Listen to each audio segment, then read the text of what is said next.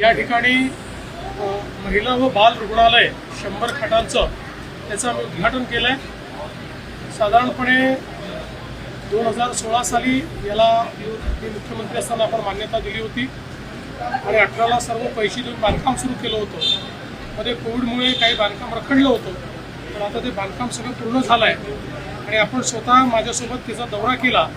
कुठल्याही खाजगी हॉस्पिटलपेक्षाही चांगलं इन्फ्रास्ट्रक्चर या ठिकाणी आपण तयार केलेलं आहे।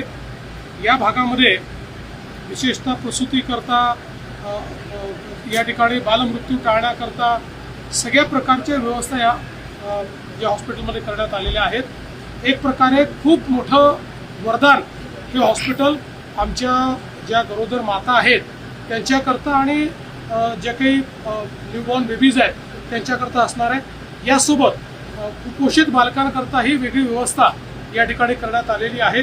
त्यामुळे मला असं वाटतं की गडचिरोलीच्या एकूण या सगळ्या आरोग्य व्यवस्थेमध्ये एक अतिशय महत्त्वाचं हॉस्पिटल म्हणून याच्याकडे पाहता येईल।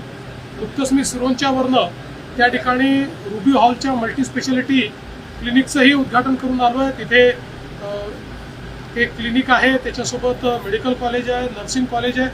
त्यामुळे वेगवेगळ्या प्रकारे चांगली आरोग्यदायी सेवा ही गडचिरोलीकरांना मिळावी, विशेषतः ती अहेरी आणि सिरोंच्या ह्या भागात मिळावी, याकरता एक महत्त्वाचं पाऊल आपण उचलले।